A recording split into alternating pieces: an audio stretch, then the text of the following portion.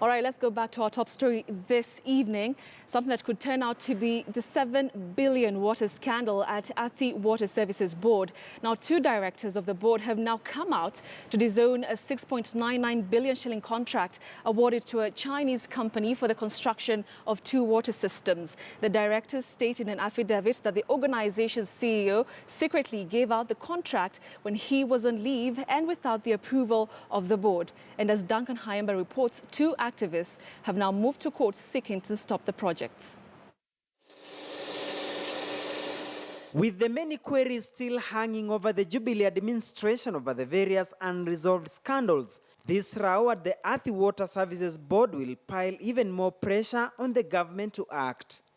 In the latest saga, the two directors of Athi Water Services Board have filed affidavits in court alleging that the board's chief executive officer Malakin Migo secretly single-handedly signed a 6.99 billion contract and procedurally for the construction of Kiserian sewerage project and that of Nairobi bulk water supply, construction of raw and treated water gravity mains from Thika Dam to Kigoro treatment works to Gigiri tanks.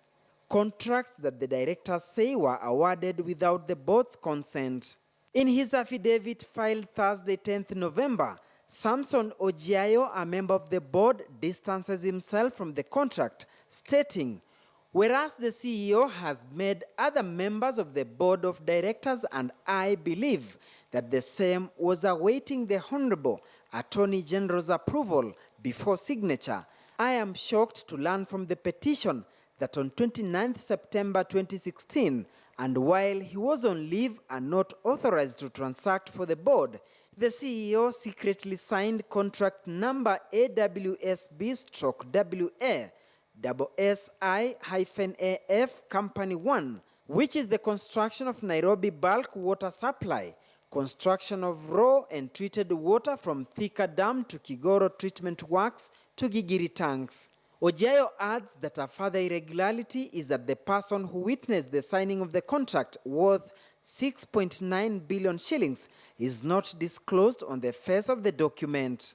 He further says in his affidavit that I'm shocked to learn from the petition that the contract was awarded and a substantial down payment made before the project land had been acquired and necessary approvals made, including the very critical one done by the National Environmental Management Authority. In her separate affidavit, Bansi Juguna, another director, also distances herself from the scam by stating, "As a member of the board, I was surprised to read that on 29th September 2016, the CEO secretly signed a contract with China State Construction Corporation Kenya Limited without the knowledge or authorization of the board of directors, since the CEO had on 4th October 2016 informed the directors through both the e-board and the Planning and Development Committee of the board that the same was pending approval at the Office of the Attorney General of the Republic of Kenya."